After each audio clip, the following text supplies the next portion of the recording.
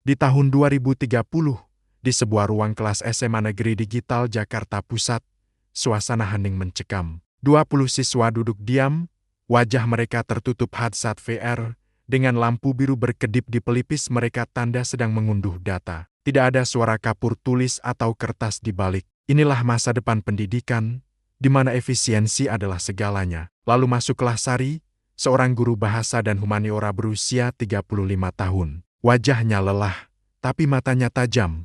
Dia adalah satu-satunya guru manusia di lantai itu. Dia mendekati mejanya, sebuah layar sentuh raksasa, dan berbicara pelan. Sistem, matikan Neuralink kelas 12B. Mode manual. Suara halus AI pengawas sekolah langsung merespon, peringatan. Memutus koneksi akan menghambat transfer data kurikulum standar sebesar 40%.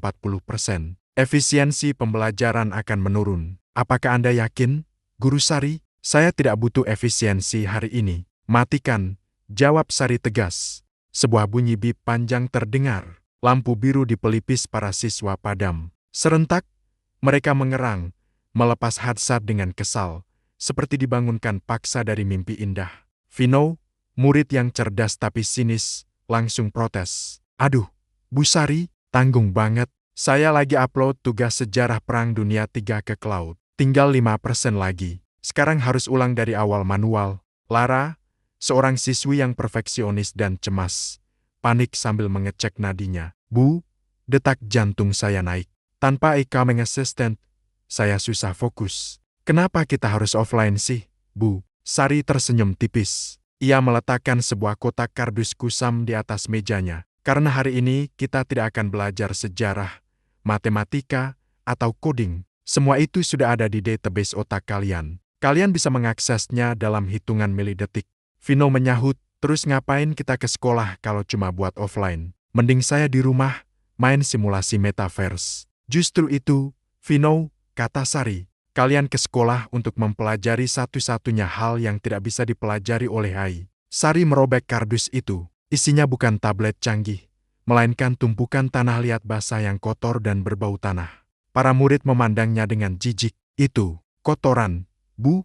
Tanya Lara. Ini tanah liat, jawab Sari. Tanah asli, bukan piksel, bukan hologram. Baunya menyengat, teksturnya lengket, dan dingin. Sari mengambil segumpal tanah, lalu melemparkannya ke meja Vino. Cipratan tanah mengenai seragamnya yang anti noda. Bu, jorok, seru Vino. Tugas kalian hari ini sederhana, kata Sari. Buat sebuah cangkir.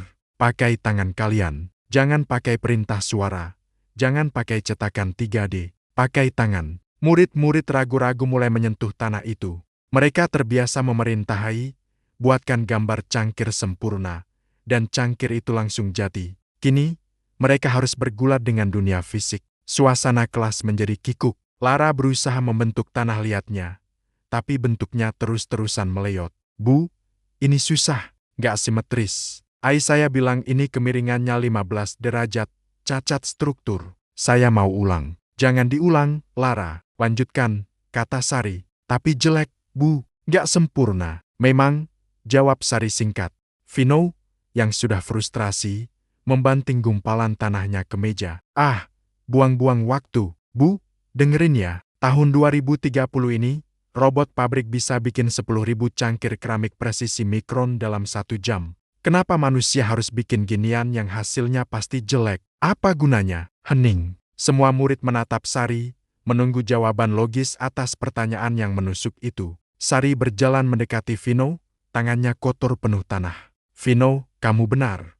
Kalau tujuannya adalah hasil, kamu kalah telak sama mesin. Mesin selalu lebih cepat, lebih rapi, lebih efisien. Dia mengangkat cangkir meleyot buatan Lara. Tapi mesin tidak pernah merasa kecewa saat cangkirnya miring. Mesin tidak pernah merasa bangga saat berhasil memperbaiki retakan kecil ini. Mesin tidak punya rasa takut gagal. Sari menatap seluruh kelas.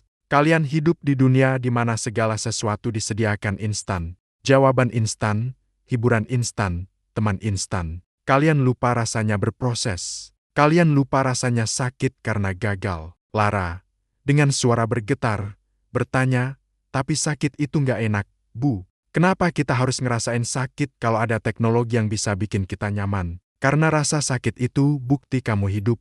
Lara, jawab Sari lembut.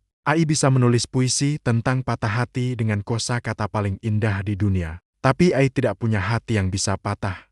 AI bisa mensimulasikan air mata, tapi dia tidak tahu rasanya sesak di dada. Sari mengambil tanah liat dari tangan Vino, lalu menggenggam tangan muridnya itu. Tangan Sari yang hangat terasa kontras dengan meja metal yang dingin. Pelajaran hari ini adalah tentang menjadi tidak berguna, menjadi tidak efisien, menjadi lambat. Ketika tahun depan kalian lulus dan bersaing dengan algoritma, kalian akan sering kalah. Kalian akan ditolak kerja.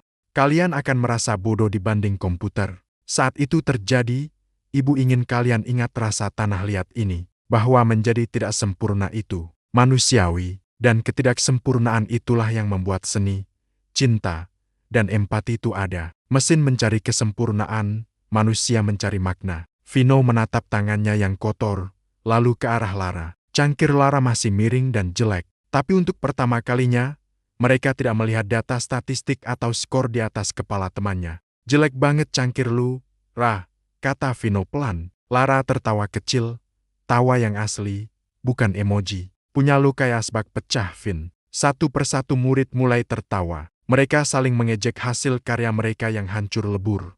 Kelas yang tadinya dingin dan steril, tiba-tiba menjadi hangat dan berisik oleh suara tawa manusia. Suara sistem kembali terdengar. Peringatan, tingkat kebisingan melampaui batas wajar. Tingkat produktivitas kelas, 0%. Guru Sari, harap segera kembali ke kurikulum. Sari menatap kamera CCTV di sudut ruangan dengan tatapan menantang. Sebentar lagi, katanya, biarkan mereka menjadi manusia, 5 menit saja. Ia kembali ke mejanya, memperhatikan murid-muridnya yang kini sibuk mengotori wajah satu sama lain dengan tanah liat. Dia tidak mengajar apa-apa secara teknis hari itu, tapi dia melihat mata mereka kembali hidup. Bel pulang berbunyi, notifikasi serentak masuk ke gawai semua orang.